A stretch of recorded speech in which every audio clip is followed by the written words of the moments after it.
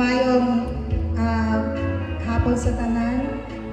Ako'y motiwa sa balak sa akong kauban. Mapaman ko nung mag-edit. Uy, tiwaso na ako nagbasas.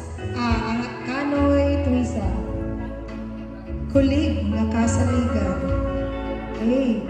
Alang sa research, chemistry, physics. Puguban pa, nga siya lang ang nakapalo sa kamaturan.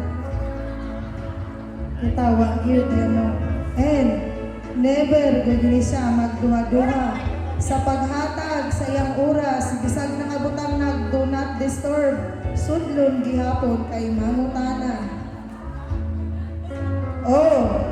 Ora mismo, bisag na siya ibuhaton, mutindo kung nakay pangayoon. Inana ka maayo.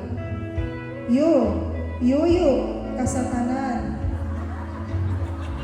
Kanamo, sa Science Department, ikaw man ang among amahan. Tinuod nga pagtagad, pagtabang, ang amo jud na batian. Tinuod jud na. Unsaon naman ni namo ron? Asa naman ni nangutana? Kanoy, tinuod, Unsaon naman namo ni ron? Tuisa, sakto ba na? Okay, ay, imong kahibalo, usa ka suga, sa kangitmit, nga among nabatian, namong tanan. Ang ilaw, nga ngit-ngit, among nabatian.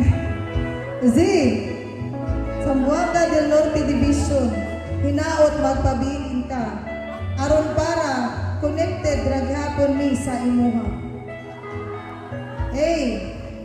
Ang amo pagdayeg ug pasalamat sa Luigi Tuisa Kanoy, magpabiling buhi sa among kasing-kasing, kay ikaw ang usa ka magtutudlo, mananaligsik, leader, og daghan pa kay itong uban, di na nako mahurot.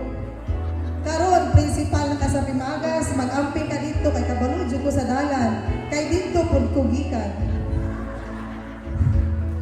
Ikaw nga matinud-anon, paghigala sa tanan, daghan king adjectives, murag maurotan, unyang alas 5 ta mo man.